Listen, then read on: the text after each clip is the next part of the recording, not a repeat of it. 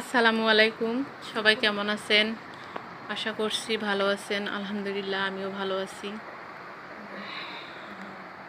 আজকেও আমরা আপনাদের মাঝে একটি রেসিপি শেয়ার করব, যে মসুর ডাল দিয়ে কিভাবে চাল কুমড়ো রান্না করা যায়। আমরা দেখব যে কিভাবে আমরা চাল কুমড়ো রান্না করব। তো ভিডিওটি শুরু করা যাক।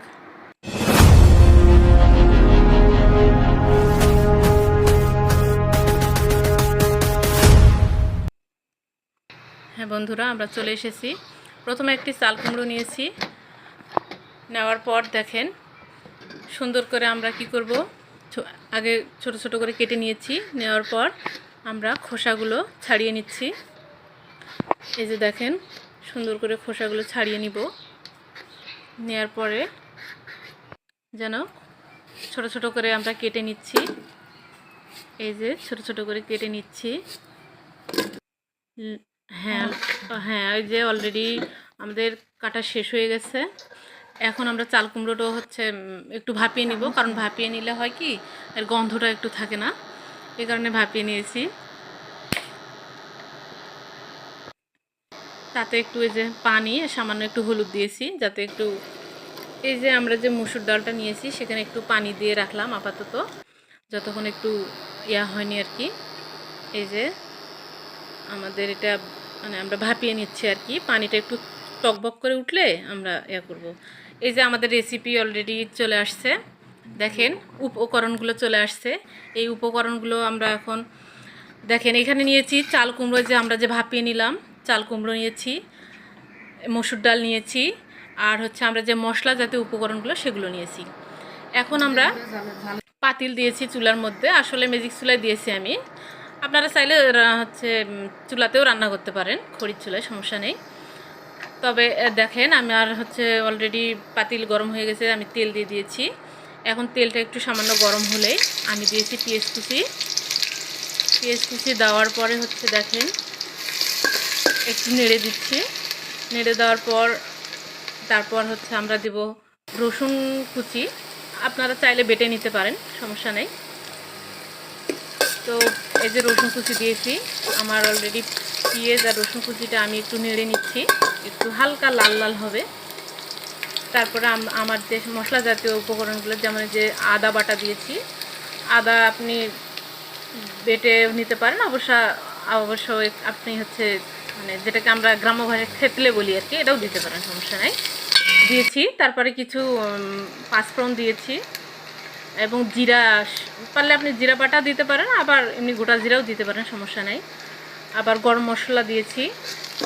দিয়ে আমরা একটু সুন্দর করে নেড়ে নিব।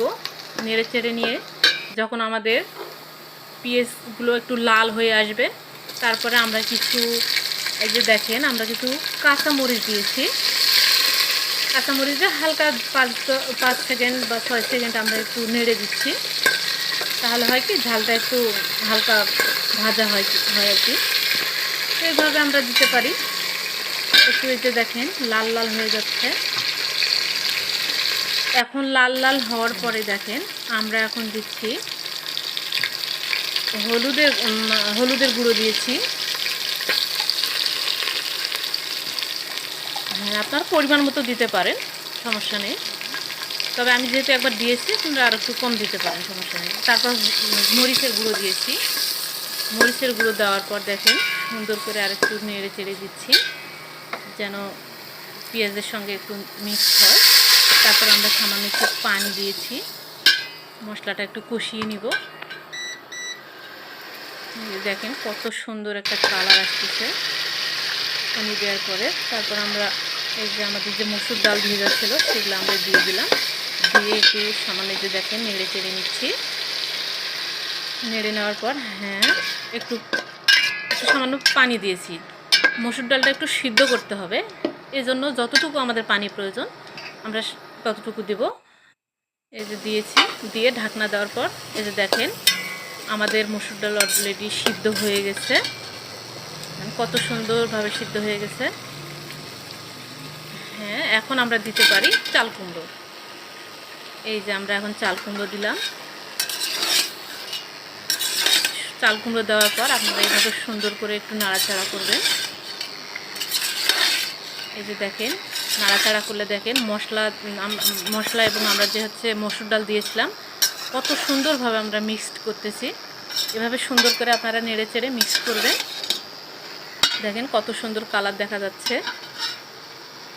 এই হ্যাঁ, আপনারা এরকম 10 সেকেন্ডের মতো নাড়াচাড়া করে আপনারা পরিমাণ মতো মানে কুমড়োটা যেন একটু সিদ্ধ হয়। আর আমরা যে পানিটা দেব এই পানিতেই আমরা কষিয়ে নামাবো আর কি। দ্বিতীয়বার আর পানি দেব না, দ্বিতীয়বার পানি দিলে আমাদের ভালো লাগবে না। এই যে আমাদের পানি অলরেডি আমরা দিয়েছি পরিমাণ মতো, এবং পানি দেওয়ার পর আমরা লবণ দিয়েছি, কারণ মসুর ডালে সিদ্ধ করার সময় লবণ দিতে নেই, তাহলে মসুর ডাল কম সিদ্ধ হয়। হ্যাঁ, এই যে আমরা পানি দিয়েছি, এখন আমরা ঢেকে দিব। এই যে ঢেকে দেওয়ার পর একটু দেখলাম যে কেমন কালার আসছে। দেখেন কত সুন্দর একটা কালার আসছে। এই যে পানিটা যখন আমার একটু অনেকটা কমে গেছে তখন আমি একটু কষিয়ে নেব আর কি।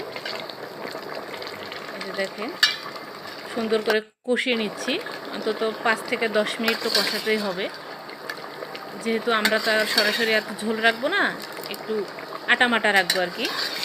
এই যে এভাবে আমরা কষিয়ে কষিয়ে যখন আমাদের দেখেন তরকারিটা পানিটাও আটামাটা হয়ে গেছে, এই যে অলরেডি আমাদের রেসিপি তৈরি। হ্যাঁ বন্ধুরা, আমরা কিছুক্ষণ পরে এই যে নামিয়ে নিয়েছি এবং বাটিতে তুলতেছি। দেখেন কত সুন্দর একটা কালার চলে আসছে।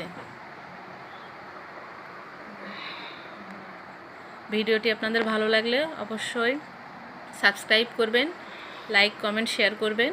ভিডিওটি আমাদের ভালো লাগলে এরকম নিত্য নতুন ভিডিও পেতে অবশ্যই আমাদের চ্যানেলটি সাবস্ক্রাইব করবেন।